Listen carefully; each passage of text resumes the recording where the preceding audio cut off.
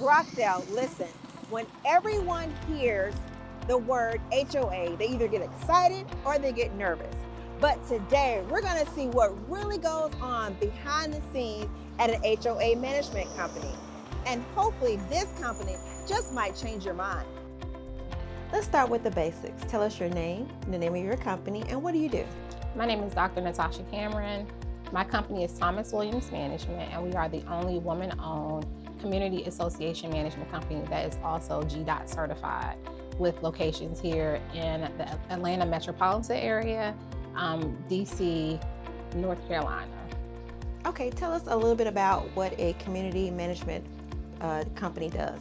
So a community association management company is basically hired by the board of directors in an HOA to handle the day-to-day duties of that association. Everything from financials, collections, violations, and just really ensuring that the governing documents in that community is enforced.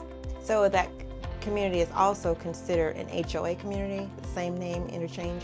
Yes, it's a homeowners association or a condo association or a mixed-use community. Okay, tell us one of the misconceptions of HOA management. I think the biggest misconception is that the HOA management company actually makes the rules, spends the money, and kind of just do things whatever we want to do in that community, when the facts are most HOAs have a board of directors that is elected by the community and that are also 99% of the time also homeowners in that community, and they make the decisions. We're just there to enforce them and handle the day-to-day, because most people that are on the board actually have 9 to 5s. So we're kind of like the middleman. Tell us a little bit about your inspiration and how you started Thomas Williams Management. So, okay, I'm gonna try to make it as short as possible, but I actually went to school for criminal justice, and I wanted to be a youth probation officer. And one summer I was out of work. I sent my resume out to different places, and I ended up getting called by one of the biggest property management companies at that time on the East Coast, and I went in as an admin. I met this lady named Joycelyn Peoples, who just kind of took me under her wing and became my mentor.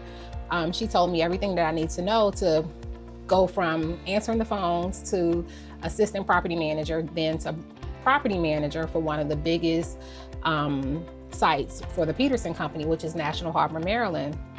After that, I was like, okay, I can do this. Like, if I'm doing this for someone else, I can do it for myself. And I kind of birthed Thomas Williams Management.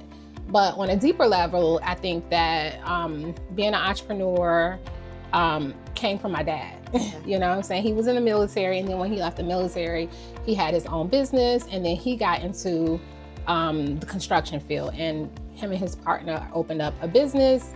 And you know, it's just it kind of runs deep in my veins. So Thomas Williams Management is my dad's last name and my oldest son's last name. So that's where we get the Thomas Williams from. I see you've won some awards. So tell us, what sets Thomas Williams Management apart from everybody else? I would say our customer service. We're second to none when it comes to customer service. I mean, as you can see here, and then also just our ratings on Google. The biggest thing for us is ensuring that we're responding to homeowners, we're following up, and then we are, like you said earlier, being proactive when it comes to things in the community. The other part is that our managers aren't overwhelmed. I've worked in this industry since 2000 and for other companies, and I remember having a portfolio of almost 20 properties at one time. And when you think about it, no one can really be can really do that and really do it with doing a good job when you are overwhelmed with 20 properties. I mean, sometimes the communities may have 100 homes, sometimes they may have 1,000. And so one of the things that we are very mindful about is ensuring that our managers are only having about 6 to 8 communities on their portfolio, so that they are able to return those calls when pool season happens, or they are able to, you know, create that relationship with the board members, you know, and not just like, okay, it's just the email, because we want to keep relationships that last a lifetime. So tell us where you're located. So we are here in the heart of Conyers at 1015 Millstead Avenue, Suite 200. Conyers, Georgia, 30013. And you can also find us online at thomaswilliamsmgt.com. So tell us, how does strong HOA management affect property taxes? So ensuring that you have an active board and a management company that's enforcing your governing documents matter, because when you have unity in the community, whether it's, ensuring that they're not just putting up pink sheds or painting their house orange, or putting iron, around the top of the fence, to keep people out. Or even like if you're in an HOA where you can only put a fence in the back and someone wants to put it in the front, all that stuff matters and determines your property value. So if you have an HOA management company and a board of directors that are strongly enforcing those governing documents to ensure that your property values stay where they should be, that means that you have someone coming into your communities, doing drives, doing inspections, reporting things that they see to the board, and taking action immediately so that that homeowner can fix it and come in compliance, or the attorney needs to get involved so we can take it to court. All of that matters. Okay, thank you.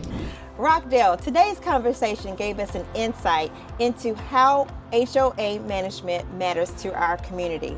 It is clear that when residents work with HOA management, the entire community wins. This is Rockdale Rise, highlighting the people and organizations that work hard to keep our community strong.